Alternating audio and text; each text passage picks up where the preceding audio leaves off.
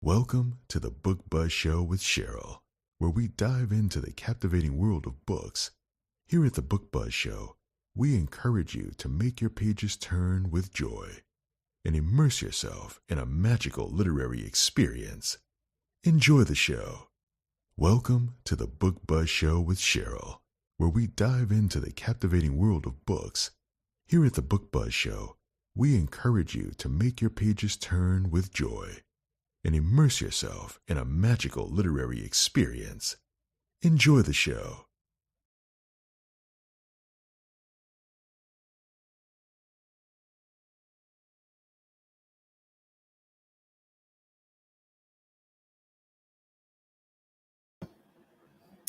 Hello, and welcome to the Book Buzz Show. I am your host, Cheryl Brooks.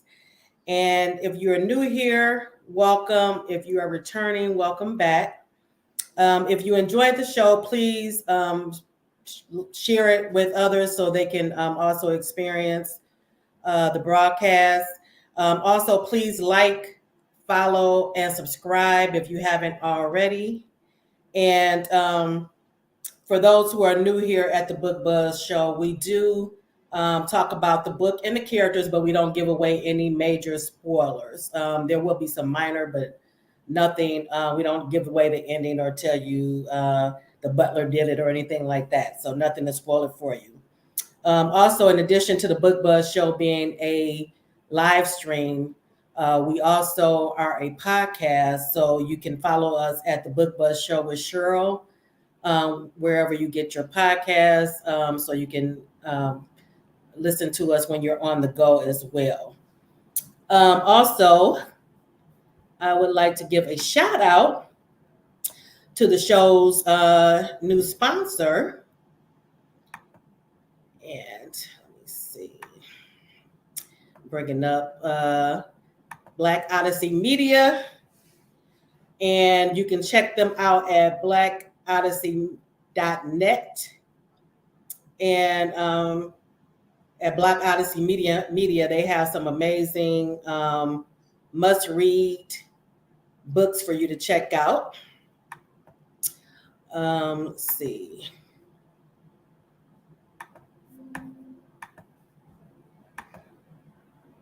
Here are some on the screen. Just a few that they have over at Black Odyssey. And you can check those out at your leisure. All right. And let's see, look like we have, I'm sorry, I'm trying to do two things at once. All right, I'm going to bring on tonight's guest. Tonight we have Pamela Samuels Young on, and the book is The Law of Karma, and that is the cover on the screen. And also tonight we have Katina co-hosting, so I'm going to bring them on, and then we'll get into our show.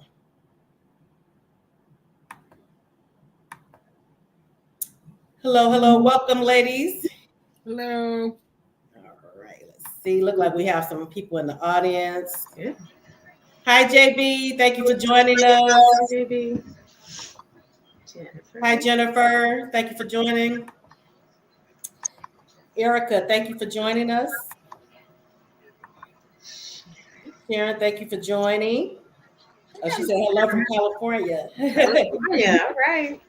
She looks familiar. Do I know her? No. All right. And I'm showing the name of the book on the screen. And we're going to get right into it. Okay, so Pamela, for those that are new to you, if you could please let us know something about your professional writing journey, how you got started. Okay, I'm a retired lawyer, avid reader, and I love legal thrillers. When I was in law school, reading John Grisham and other legal thrillers was my stress reliever, particularly also as a young attorney. And I would always read the books and be, satisfied with the story. But then I would close them and thinking, why weren't there anybody in the book that looked like me? There weren't any even Black male attorneys. Certainly weren't any Black female attorneys in any of the books I read. So I decided one day that I was gonna try to write a legal thriller myself. Are you getting feedback on me? It seems like I am getting some feedback. Yes. Any suggestions on what I should check or do? I don't have any. Is there another? You have another device that's open? No, I don't have my phone on. And only StreamYard is only showing up. No other windows or anything. Let me close it. Let me close the window here. I'm gonna close the wrong window. No, we didn't have that when we were. Yeah, I don't know what. Yeah. But that's all right. We're gonna make the best thing of make it work. So I decided I wanted to write a legal thriller, and I took a book that was a case that I'd been working on, and decided to craft a story around it. And I was practicing law then, and I got up like 4 o'clock in the morning to get started, and without question, from that first day, I discovered my passion. I didn't really know what I was doing. And, I thought, I'm a former journalist. I'm a lawyer. I can write a book. I'm going to write a book, and Oprah's going to call me, and then I'm going to the beach, and that's how it's going to end. And it didn't exactly happen like that. But I learned a lot along the way. And there's something about learning, doing it the wrong way, and having the strength and the confidence in yourself to keep trying until you get it right. And I'm proud to say I did that. I now have over a dozen books. I'm writing full time. It took a journey. I still don't have that beach house. Oprah hasn't called me, but it's going well. And with each book that I write, I'm just excited. It was the first one. And can you what type of books do you actually write? Legal thrillers, mystery. I did a couple of. I'm trying to do a little romantic suspense, and we'll see how that turns out. How would you categorize this book? Would you consider this? I didn't think it was I didn't look at it as a romantic suspense. Was this right? No, it's kind of a legal. It's because the law. It was kind of suspense, legal. And a little relationship stuff, all in there. You know what? I'm gonna hook up this mic to see if that helps us on the sound. But I'm gonna keep talking. If people in the audience understand, stuff happens. Sometimes it happens especially when you're live. Okay. Now, do you have any headphones? That might help as well. Oh yeah. Yeah, but I'm trying to think where I would plug them in my computer. I'm working on a desktop Mac. Where would I plug? Now that. Any idea? I don't know about a Mac. I don't have a. Yeah, I'm not sure about Mac either.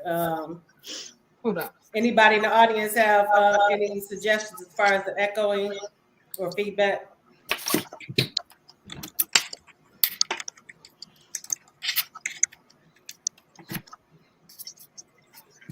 Okay. I don't know if this is picking it up or not. Let's see. Can you no, it's still doing it. Erica says check the back for the mic. The back. I'm glad I have pants on because I didn't, Right. Hold on, one quick second. Yes. Oh Lord.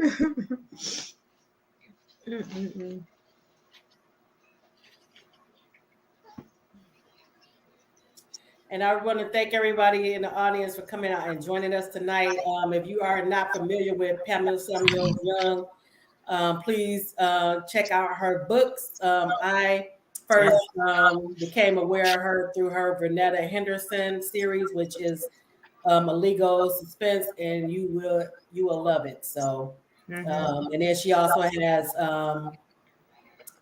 Dre Thomas series, also very, very good.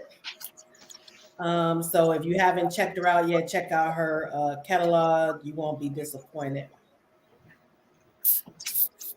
Oh, yeah, that's not gonna work. I forgot it's not, my headphones aren't gonna work because this won't go into the back of my computer because it's for the phone.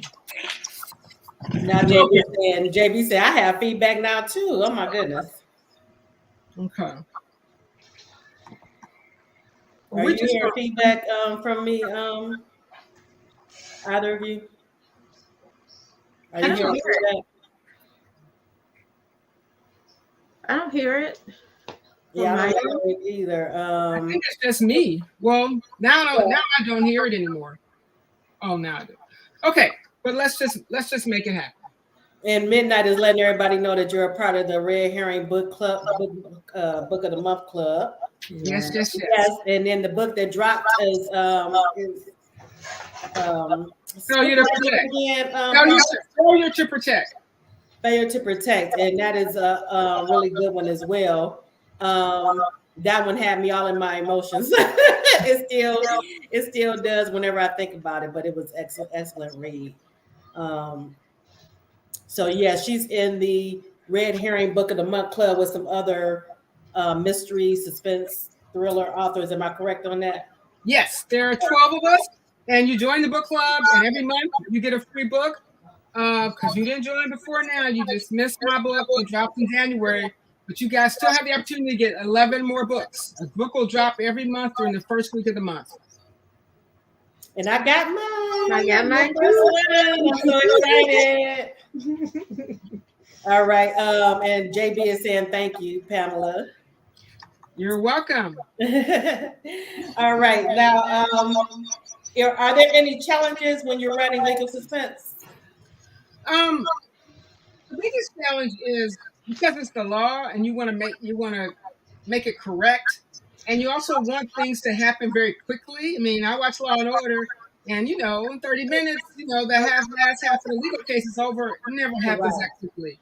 So you have to shorten things, but you also, I know a lot of lawyers read me, so I want to write it so it's just, they're thinking, oh, this will never happen. Because when I watch legal thrillers on TV and they get the law wrong, it just drives me crazy.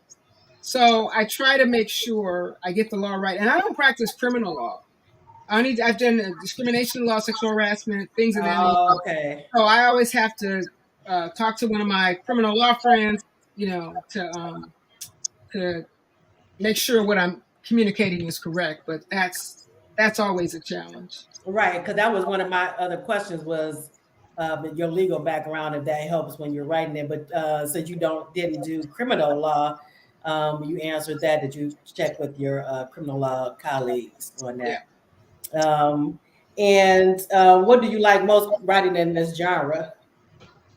That I always have something to write. Lawyers have a bad rep because a lot of them are, scum. A lot of them do cheat people. I'd say lawyers, auto mechanics, car salesmen. They're in the same, when you're a good lawyer, great, but you have a bad lawyer. I mean, I'm helping a friend with the situation now where a lawyer is just really taking advantage of her. And so I always have something good to write. And when I first started writing, there's a legal magazine called the Daily Journal, and I would look in the back at the lawyers who have been disbarred and look for why. And sometimes that would be a source of story ideas for me. So I like it. And then people like lawyer stories. There's always, they say conflict sells a book. There's always room for conflict and when you're dealing with the law. Right. And I love the stories just from reading some of your previous books. I love the scenarios that you come up with as far as the cases, like in the case of Vernetta Henderson. I love the cases that she dealt with, for instance. Now, did you take those from actual real cases or headlines, or did you just come up with them? A little bit of both. Some real cases, some headlines. My second book, Infirm Pursuit, where a guy was accused of sexual harassment, but he said the company set him up. I actually defended a case where a guy was accused of sexual harassment. But in the real story, the company did not set him up. He did exactly what the company said he did. Oh my In God. but in my book, I made Right. it as if maybe the company did set them up. So, I never take anything exactly as it happens, but just it's always a nice starting point. We have midnight. Wait a minute, it moved when I was trying to. Are you a full time writer, and how has your job helped you? I am a full time writer. I was so disappointed to learn that when I became a full time writer, I wrote less. I realized that I had all this time, and I was like, girlfriend would call, like, girl, let's go walking, let's go walk, let's go to a movie. Mhm. But when I was working, if I knew I had to write after work, or only had a weekend, or only had early morning, I used that time. Right. So I wrote almost a book a year for a long period of time, and then I retired in 2016. I didn't have a book out until 2019. Wow. Now I Mm. realized that that first year, and it was my minister who said, take a year to chill. Don't, because I was freaking out. Why can't I write? I lost my mojo. What's going on? Mhm. And I really just, I realized that I wrote what, 9, 10 books while practicing law full time. Mm-hmm. And I didn't realize I needed to take a break.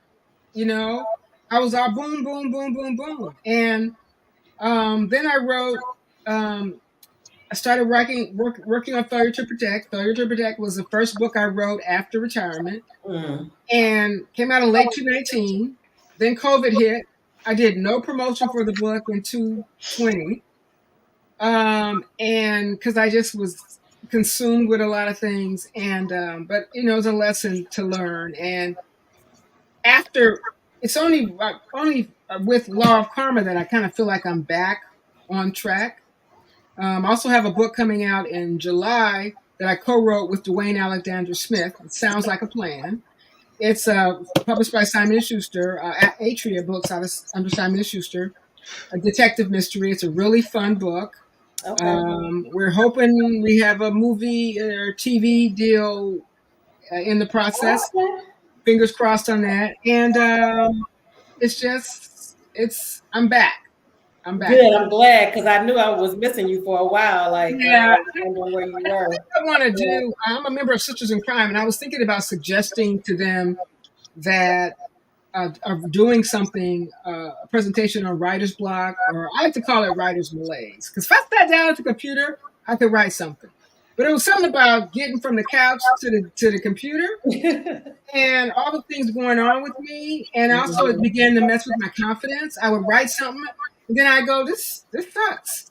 But there's a time as a writer, I'm an early morning writer, and when you write and it's jamming and it feels good, and I lost that kind of, it wasn't happening, and I was like, oh my God, it's over.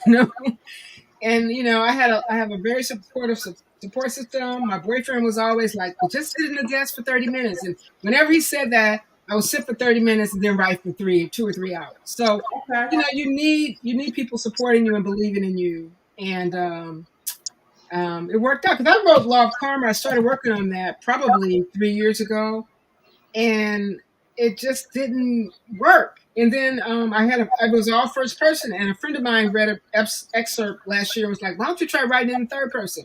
Mm. And I didn't really want to and then I did that, and it just it cleared all the fog. It Okay. cleared the fog. Okay. So just and if Try anybody something writer different. and Yeah. it's not coming fast enough, just stay with it and don't be too hard on yourself. I was really hard on myself. Yeah, I And think we all are we guilty can of be our own worst enemy. that. Yeah. So Yeah, yeah, that's something yeah. we all deal with. So you Um, said also you said you were an early morning writer. Hmm. Are there any other things that you need to have in place? We've talked to some authors and they've given us some kind of unique things they have to have. I think one of them even said they wrote in their underwear. So mhm. Yeah, is there anything unique that you? it's weird. I like to have popcorn with me. Okay. I like white cheddar cheese popcorn. If somebody wants to send me Ooh, I some, love that no. too. Good stuff. But then I was overdoing it on that, so I got to be careful. I like to lay things out the night before. I will lay out what I'm going to put on, something really loose fitting. I will, I like to be prepared. So the alarm goes off, get up, wash up, get to the desk. Because sometimes I can just lay in bed and talk myself out of not doing it. Mm-hmm. And so I like to have that process. When I finish the day before, because when I'm writing, I write from that first draft. I write from beginning to end because Okay. I realized that first year when I first started writing that first book, I would write and then I would go back and make it all pretty. Then I would write another chapter and make both of those all pretty. By the end of the book, neither of those chapters are in the book, and I spent 3 weeks on them. Oh my So goodness. I write from beginning to end. I don't go back. So when I stop writing today, if I'm on page uh, 50, I start at 51. I may read a few pages back just to get my rhythm, but I don't go back and try to make it pretty. The Okay. writing is in the rewriting. That's true. And once I realize that I am not going to write a perfect first draft, so stop trying. Get your idea down. I take a few weeks to plot out the idea, and my outlines are just very simple. Miles is at the hospital. Doctors say his sister's not going to make it. Nicole is at the reception.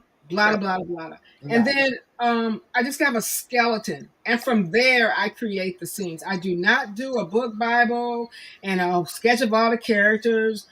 Maybe I should, but I don't know. I've always resisted that. Just like some people don't outline their pantsers, I need some roadmap. Right. But I don't sit down and figure out who my character's parents are and where she went to school and all that kind of stuff. Because I'm kind of anxious to get to the creative part. Yeah, and it's interesting to me because each author has their own. Like some do outlines, some do, like you said, the character Bible and all of that, and then some just go with it. So I guess it just depends on your style and how it flows for you. Yeah. But I was going to ask, with failure to protect, it was a difficult subject matter. What do you do when you're writing difficult subject matters, and how do you process it? How do you? I try to and for people who don't know, failure to protect is about a bully side case where a mother sues the school district after her daughter is bullied, and there's a particular chapter which I won't give away, which was very difficult to write, and I went back and forth about whether I was going to include it. And I finally decided that because of the nature of what's going on with our children, African American kids have a under 12. The suicide rate for African American kids under 12 is twice that of white kids. I had a message to write, and I feel like by not writing the full story the way it's happening, wouldn't have done justice. When I wrote Anybody's Daughter, which is about child sex trafficking, Right. I when these girls are trafficked and snatched off the street, they're taken to a place and they're raped, right? And I sat down and I was going to write that scene, and I could not write a scene where Brianna was raped. I could not do it, and it turned out to be a good thing because it helped me with the book structure wise. Because I said, how in the world am I going to write a book about trafficking where this girl doesn't get raped? Where people are going to buy it, where people are going to buy the story and think the story is realistic. So that came up with the idea to make it happen over a week's period. And so I did signposting. Day 1, 10 o'clock. Day 1, 12:55. Day 2. So that's helping. It was helping the movement of the story go faster. And it helped me because you can believe that if she's pulled in by traffickers, that maybe she wouldn't be raped that first week. But you wouldn't have believed it if it's a 3-month period and that hasn't been happening. So I put her in a scenario where a guy comes at her and she fights back, but I did not put her in that situation. That was a situation that was too much for me to write. Okay. Accept. So that's one situation where I could not do it. And I think I worked out a solution. Okay. Erica is saying thank you for your authentication in your research and story. Thank you, Erica. And we have a Facebook user that said they love your books. If you want to show your name, you can go to the description and click on the link to give StreamYard permission. And readers make this all worthwhile because Oh, she saw me on For Your Man. Oh, that's cool. That was I was like kind of a analyst about those murder mystery shows where they Okay, what yeah. happened and they interview a real attorney. So I did that one Wow. about a woman who was a drug dealer and a real life woman who was a drug dealer. And I want to do more of that. There's so much to do. Yeah. But just I forgot where I was. But thank you for readers. Love readers. And I look and people a lot of authors don't read reviews. I read reviews. And and yeah, that somebody's like, oh, this is the worst book I ever read. I'm Mhm. not gonna go shoot myself because I'm looking at the 4s and 5s. As long as those 4s and 5s are 70, 80% and above, I'm cool with the 1s and 2s. Right. I'll take it. Particularly when, because somebody wrote for Every Reasonable Doubt that there was just too much cussing in the book, and this is foul. I'm like, what book did you read? So, some people are going to be an author left field, and I tell Right. authors that. Always. I tell, but yeah, but also too, I do test reading before. I had a book club read Failure to Protect. And Law of Karma. I had other friends read it, and I'm Mhm. knowing I'm able to fix the problems that I think most people would have picked up. Because in the first version of the book, people did not like Nicole. There were some things I have to I had to change about her to make her more likable. And so I love reader feedback. Yeah, and you have to balance it because everything is not going to be for everybody, so you can't take it. Right. No. She's saying it's Shavana. Hi, Shavana. Hi, Shavana. Okay, there you are. She gave you permission. Okay, and hi, Sherelle. Thank you for joining us. Well, what's she drinking? We need some. No. And Shavana said her book club did Failure to Protect. Yeah. Okay. I hope she called me. I do book clubs. Call me. We can Zoom. If you're in LA, I'll be there. So I've already booked probably 6 or 7 book clubs so far this year. So I need more. A old book or a new book. I'm with you. I love Zoom. Okay. And what keeps you motivated in life and in writing? I have an amazing group of sister friends. Black women, you know what? We are amazing.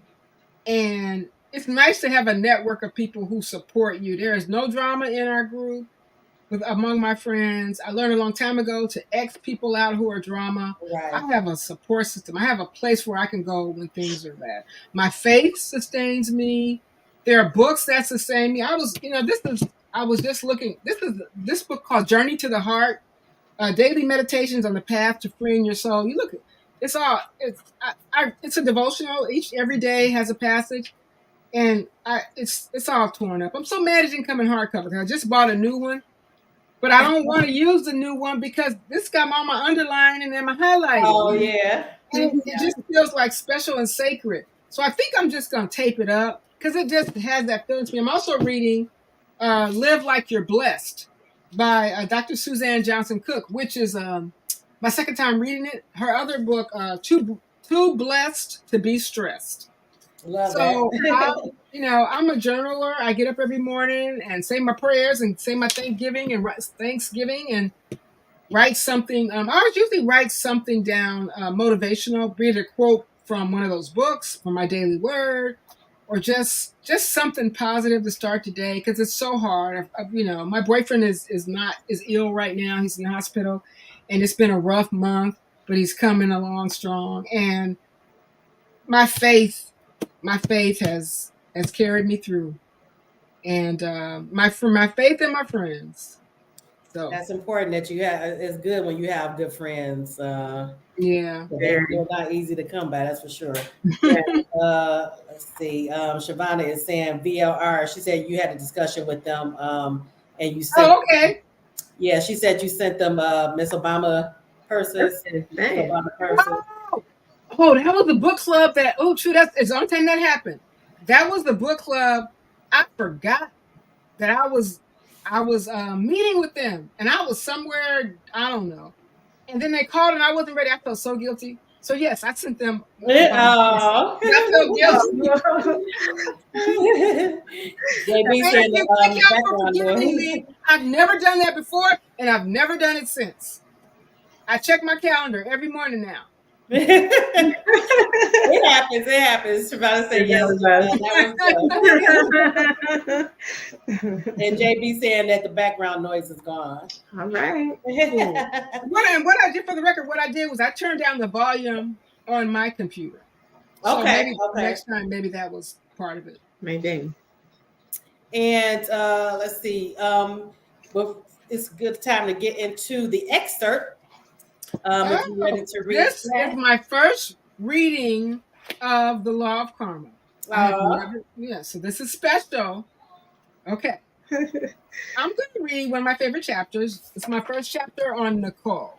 Okay, I'm gonna bring you forward while you're reading, so you're gonna be the only one on the screen. Okay. Ready? Yeah. Okay.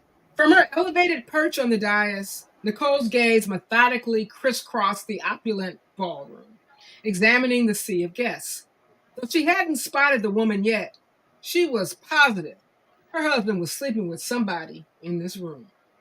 Her eyes honed in on a woman standing near the door. Her tight-fitting dress with its brazen display of cleavage was completely inappropriate for a professional setting. But no, it wasn't her. Too tall, too thin, and not quite young enough. Nicole knew Ike Paxton's desires as well as she knew her own. Loud applause interrupted Nicole's personal reconnaissance. Seconds ago, Ike had been sitting next to her. Now the handsome attorney was stalking toward the podium, grinning and waving like a winning politician on election night. As he basked in the applause, Nicole longed for some applause too. She had hosted his fabulous dinner parties. She had shopped for his tailored suits. She had put her career on the back burner so he could excel at his. Ike graciously thanked the National Bar Association for naming him Attorney of the Year, then launched into a speech Nicole had listened to the night before. Ike was almost finished when he threw in a line she hadn't heard during his rehearsal. I couldn't have accomplished any of this without the love and support of my lovely wife, Nicole. Sweetie, could you stand? Nicole stood and smiled demurely. More than a few women in the audience probably envied her life, or the life they thought she lived. A good-looking, wealthy husband, a multi-million-dollar home, extravagant vacations, a country club membership, plus more leisure time than she needed or even wanted. But her picture-perfect existence was a total sham, and Nicole was just as guilty of perpetrating the fraud as Ike. She couldn't help wondering how different her life would have been had she married a man who valued the sanctity of his wedding vows more than money. She might not wield a Black American Express card, but she'd possess something a lot more valuable: happiness. Too bad she hadn't listened to her own mother, who disliked her future son-in-law from the instant they'd met. A man that arrogant and self-centered could never love a woman as much as he loved himself, she warned. What her mother viewed as arrogance, Nicole saw as confidence. She brushed aside her mother's concerns, certain that she would have a long, happy marriage with Ike. Nicole never told her mother about Ike's first affair, which surfaced only 18 months into their marriage. Nor did she divulge the ones that followed, which Ike strongly denied. Despite her husband's repeated infidelities, Nicole still clung to the hope that one day she would have that fairy tale marriage she'd always dreamed of. A life framed behind a white picket fence with two brilliant, adorable children. But like the elusive perfect marriage, the children never materialized either. Even after 3 miscarriages, Nicole refused to give up hope. But a 4th pregnancy never happened. Her body, it seemed, had betrayed her as much as the man she loved.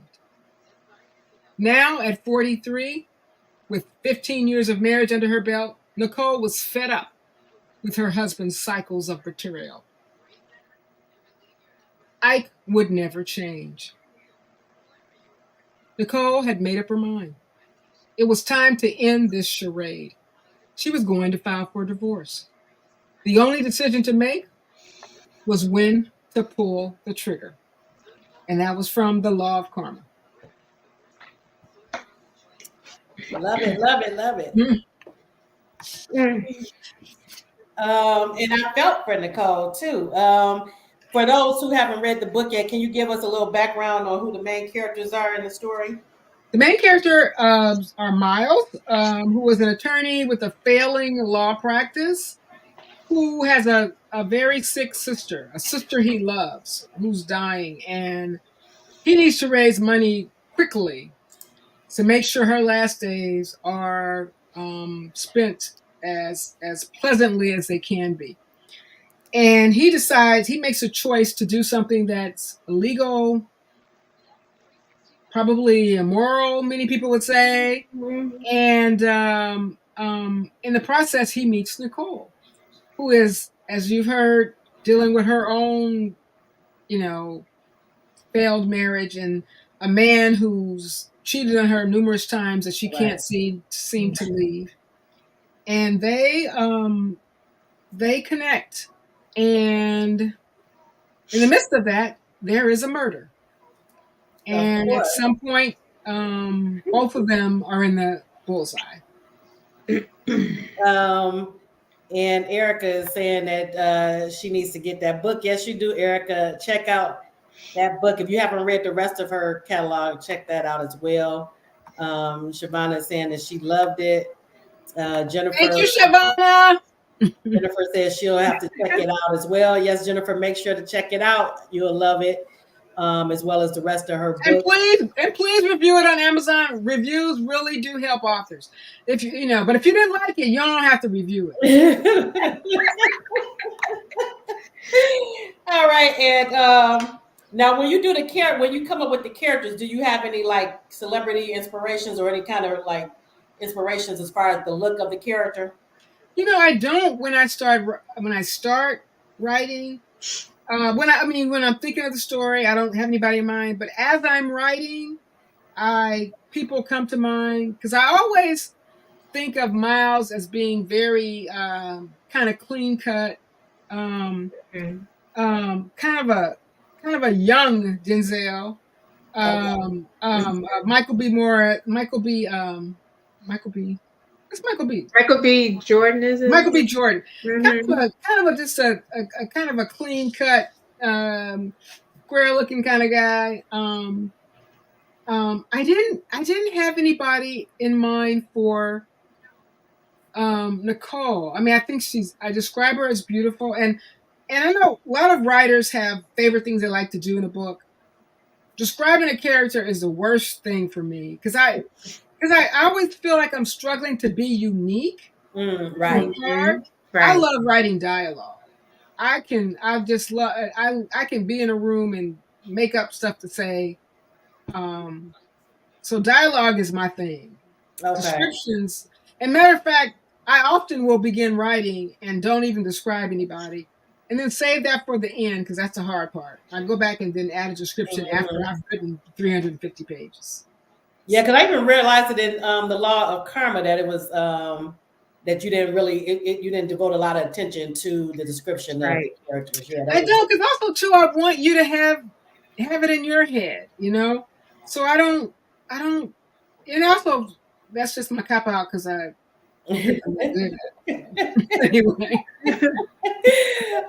Shavana is saying she can't review on Amazon, but she got you on the other everywhere else. All right. She must be in sometime Amazon. They tripping with the review. Really?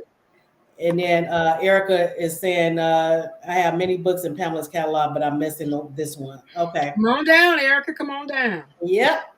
And Jennifer is saying I can't review on Amazon, but we'll do Goodreads. Thank you. I need to have more of a presence on Goodreads, and this month, one of my New Year's resolutions is to really, clamp down and make myself more visible on social media, because it's like I hated doing it, but I didn't want to hire anybody to do it for me. I think it should be me.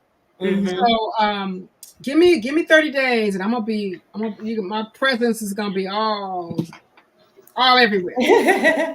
Well, I know I loved it when you did the takeover in my group, and everybody was very engaging, so they loved it too.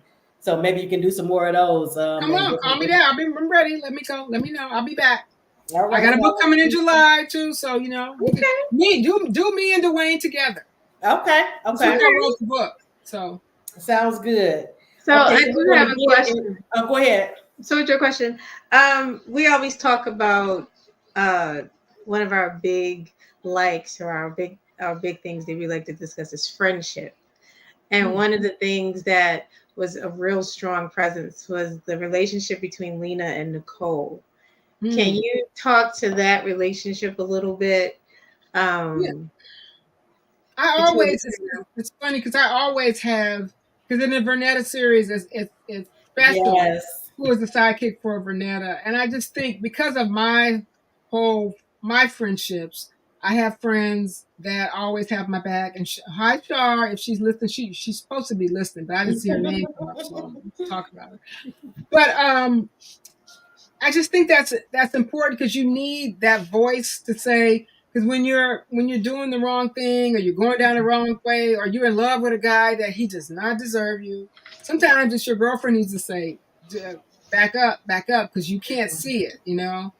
And so I typically like to have a strong um, female friendship. I try to have them in most of my books. I don't think I had that. Well, I did have it in the Dre series because Angela, her sister, kind of served that Oh, point that's right. a period Yeah. of times, but Yeah. not in the strong way that Lena does in A Law of Karma or Yeah. that Special does in the I Renetta loved Houston her series. in Renetta's theory. She was. I'm like her friend was ride or die for real, and so was Lena in this book. Yes, Yeah. yes, Yeah. very much so. Yeah. Um, and that's one of my favorite things. If anybody who knows me or follows me, they know that that's one of the things I love to read about is sisterhoods and brotherhoods. Mm. So I was right there for in both books. Um, Now, what was one of your favorite scenes, Katina, in the book? Um, the scene where Ike, who is Nicole's husband, confronts her and they Mm. argue. Um, I liked writing that scene. One, I love writing male characters and male dialogue. I love getting into the male psyche. And Ike, who is Nicole's husband, is the epitome of sexist, chauvinistic, macho. All of it. All And of it. he's out cheating and doing God knows what. Mm-hmm. But he has had right to have an attitude when he thinks that she's cheating. And I loved writing that scene. It came so easy for me. I could just see him sitting back in that chair with his drink, Right. saying, "Where you been?" And that was one of the chapters I enjoyed writing the most. You know what's funny? And you said that while I was reading it, in the back of my mind, I was thinking, she gonna get caught. And I kept saying it and thinking it. I was like, I wanted to read ahead so I could get to it because I felt like No, you can't read ahead. I hate readers who I read know, ahead. I don't know. I didn't do it, but I was so tempted because I felt like the bad decisions that were being made. Yeah.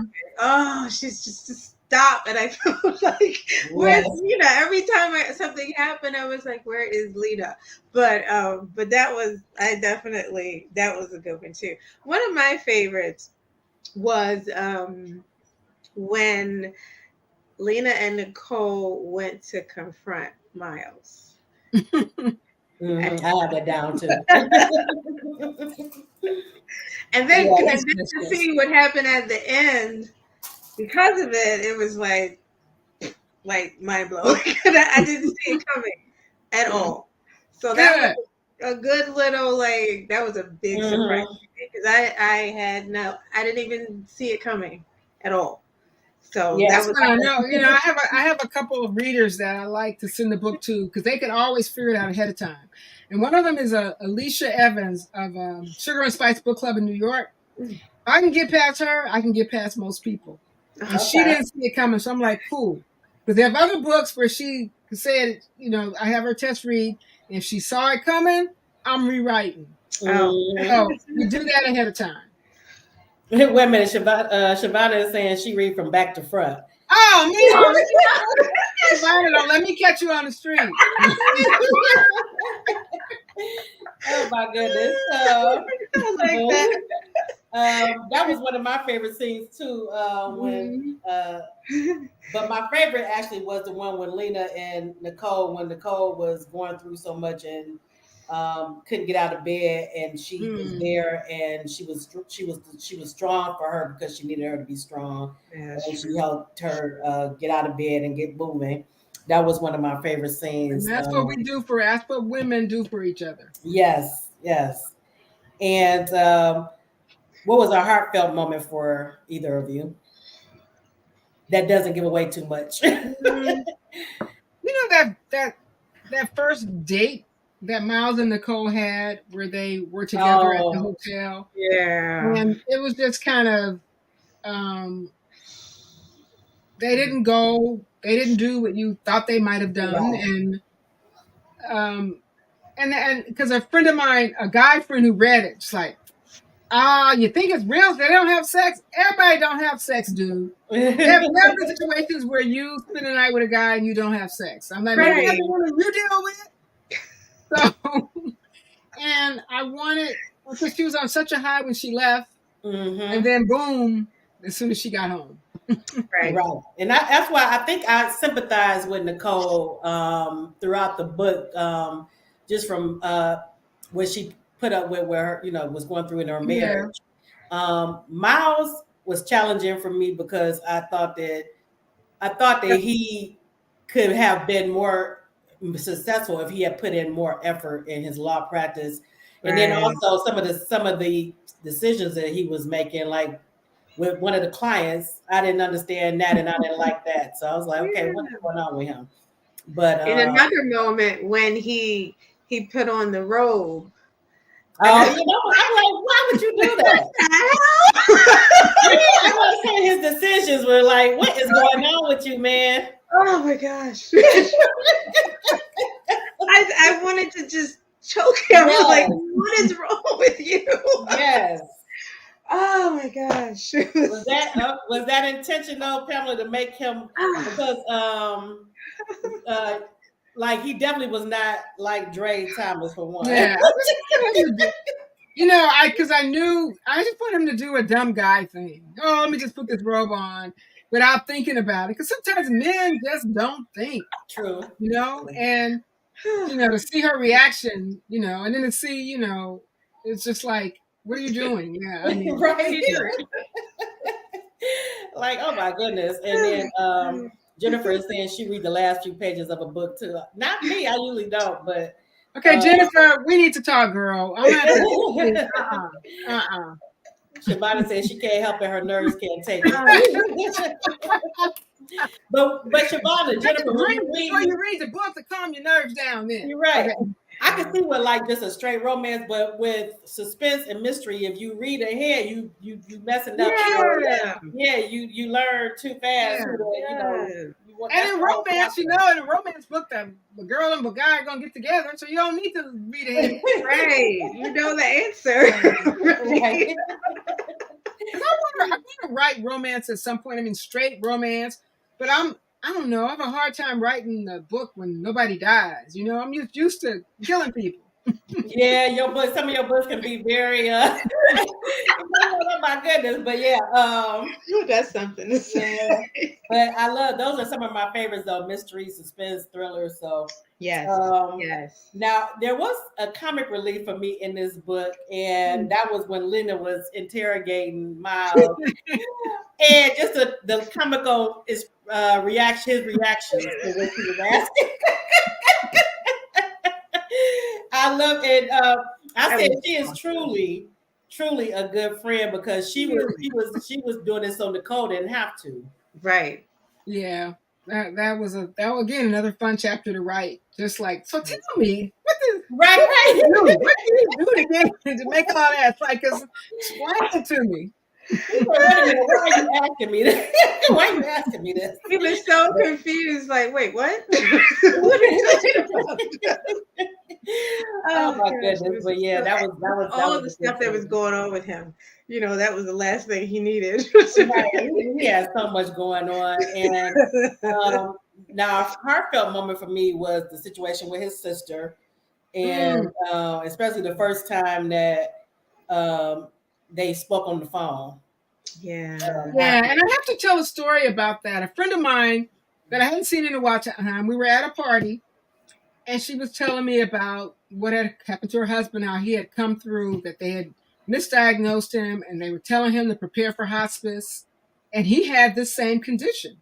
Oh my She God. was walking through how the doctors didn't recognize the fact that he grew up really poor in Chicago Housing Project.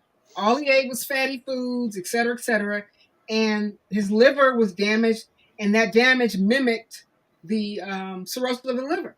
And the doctors didn't have the cultural context to recognize that. Oh And my in God. her case, it was her sister who asked to see, let me see his medical records, and figured it out. And basically said, do this, and in 24, 48 hours, he'll be back to normal. So he is up alive today and walking around when doctors told her to prepare for hospice. Wow. That You is know, incredible. that, Oh my so when God. and I was like, oh my God, I'm putting this in a book. I don't know where or how, I'm putting it in a book. And I found a way to work it into the law of karma. I like to have my main story and then maybe a B or a C story just to keep things moving. Yeah. And I love the dynamics between, because he started out I started out feeling really bad for him, and I understood him wanting to do the side hustle because he had to, Mm-hmm. But then from there it just seemed like He enjoyed it. yeah, but everything that he did from there, just like it was a spiral, like Right. he was making Let me some. ask you something that I haven't heard from many people mentioning. What did you think of the women who used Miles's services? um Actually, I didn't have a problem with it. I did The not. way that Okay. the lawyer, the female Nicole's lawyer reacted, I was actually surprised. Mhm. And it might be a double standard because he's a guy. I don't know, Mm-hmm. and I don't. And the women getting what they want, is usually the other way around, where they're not the ones in control. So I didn't really have that big of an issue with it because Mm-hmm. they not Good, hurting. because I was really worried about that. How people would, but I also in my mind I saw these women as empowered. Look, I just Right. that's what I Mm-hmm. need. Hook Mm-hmm. me up. Going about the Mm-hmm. business. And that was everybody seemed to be dealing with that infidelity. That was Mm-hmm. everybody. It was even Lena, and that, and her mindset on how she Mm-hmm. dealt, and how she dealt with it, and how Nicole dealt with it, and how Miles dealt with how whatever he was doing, and made it okay in his head, that it was, Mm-hmm. he settled it in his head that it was, I'm just doing what I have to do type of thing. So if everybody on a certain level was dealing with it, for me. Yeah, I didn't think it was I didn't have an issue with it at all. And only thing I had actually a bigger issue with them not being honest with his childhood friend, his ex, whatever she was to Mm-hmm. because if you expected her to be able to help you and Right. then you don't tell her, the truth, and then on his end, they're both attorneys Mm-hmm. and they also have this history, and then she's point blank asking him, Right. and then he's not being forthright. So it's just a lot of things that he did to have me side eye him a little bit, and her too in some instances. But I think I have more compassion for her for some reason Okay. than I did for him. I did have compassion for her. Well, Nicole, you're talking about for Nicole. Right, Nicole. Mm-hmm. I had compassion for her, and it kind of changed. It shifted like during the book. It was compassion, then it was like, what are you doing? And then it kept moving back and forth with everything that happened. It was like, no, that's not. And then the reveal And I was sitting there like, really? You're just like, and the calmness in which it was told, it just kind of, I didn't know how to take her at that point. I felt like, who is she? Is she like really dangerous? Or is she just damaged? Or like, Yeah, who is she? don't You give know what I it mean? away. Right. Yeah, but it was back and forth with both characters, and I think you did a good. That's why I think you did a good job with that. Yeah. Yes. I was like my opinion of them changed throughout the book.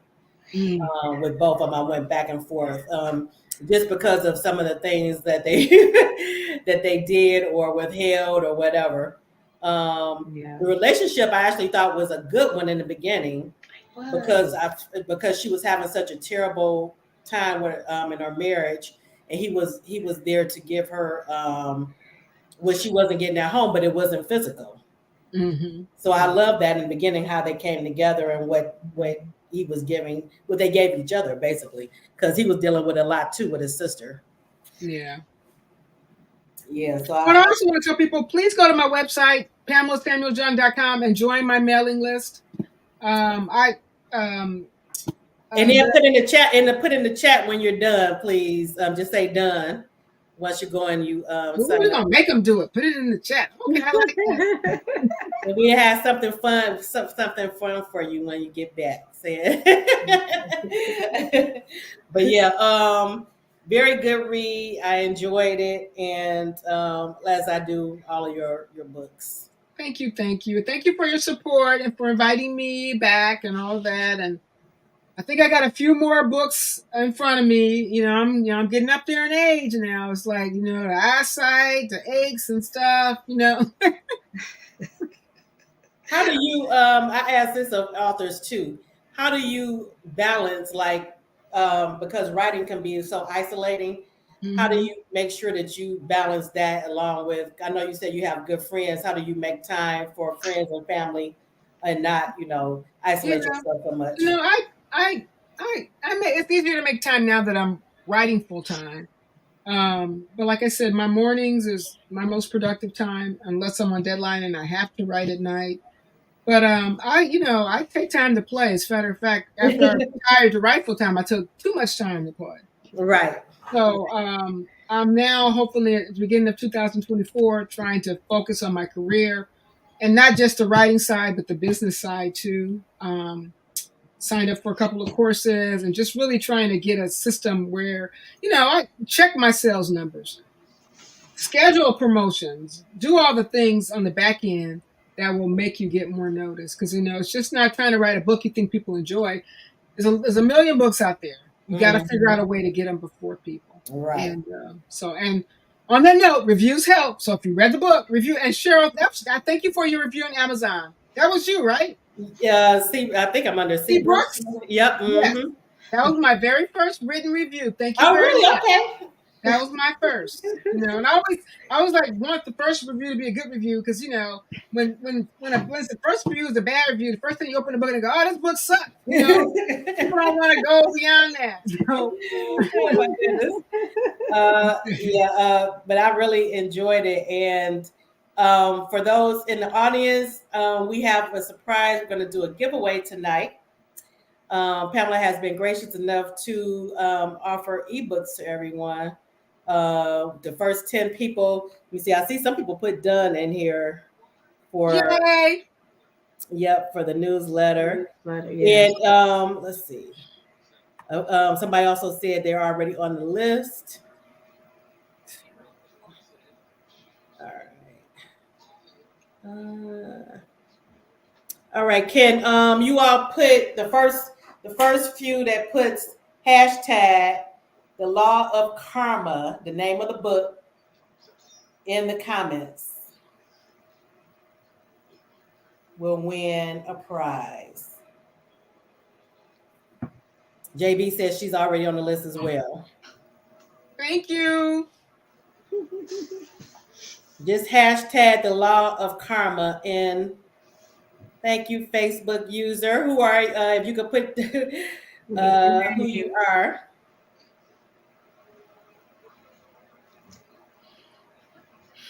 All right.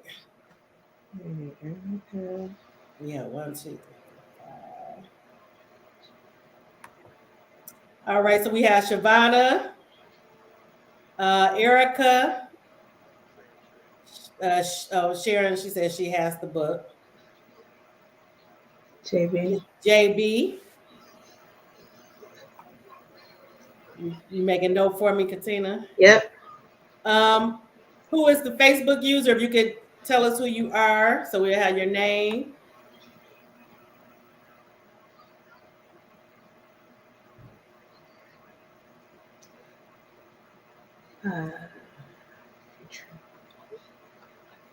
Jennifer is one. Okay, Aislinn. How many is that now, Katina? That's 5. 1, 2, 3, 4. That's 5. 1, 2, 3, 4. Is that right? That's Jennifer. Seems like we're missing somebody. JB, Erica, and Shavana. Mm-hmm. Should be 5. Yep, I guess that is. We have Aislinn. Do you have her down? Yep. Jennifer, JB, Uh-huh. Erica, Yep. Shavana. Uh-huh. All right. That's it. You all are getting the ebook of this book, Pamela. The Law of Karma. Yes. The Law of Karma. Congratulations. So DM me your email address and I'll get it over to Pamela.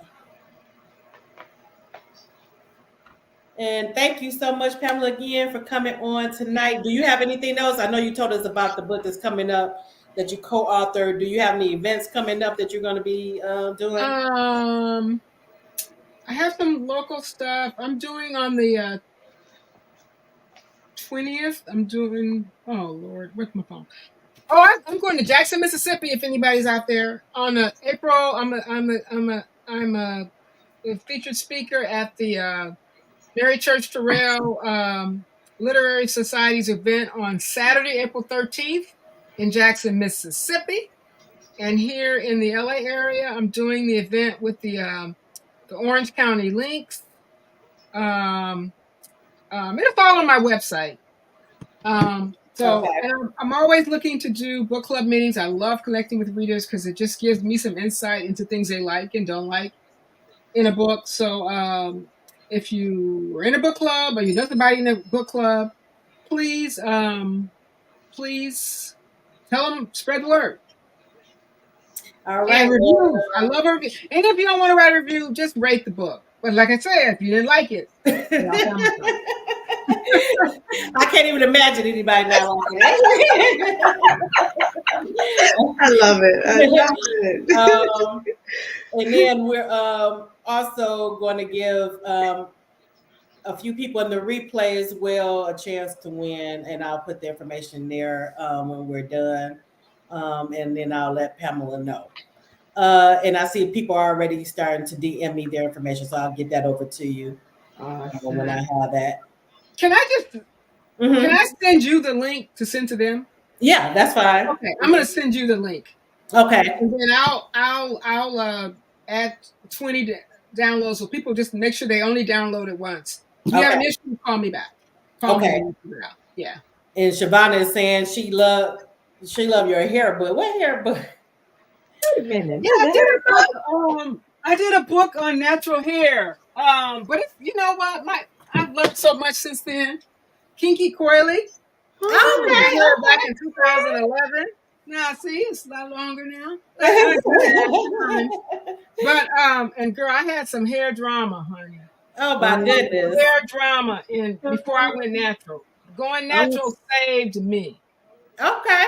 Wow. So I love my nappy hair. I did not know about that book, and I thought I knew all your books. Oh my goodness. So Shavana, thank you for letting me know about that book. Thank you. All right, everybody. Thank you so much for joining us this evening, and thank you for being so engaging. I appreciate it. Yes, I'm yes. sure Pamela appreciates it. And make sure to tune in next Monday. I'll be on with Cheryl Lister for her new book, No Reservations. And Wait. make sure to join us on Wednesday for the new podcast, Speak Easy with Cheryl and Katina, Wednesday at 7. All right. Oh, Have a cool. good evening. Thank you, guys. Bye. Bye, everybody. Be safe. Also, before we go, I forgot, let me just do another shout out to our sponsor, Yes. Black Odyssey, who made this episode possible. So thank you. And please go and Thank check you, them out Joanne. at blackodyssey.net. I will. Good night.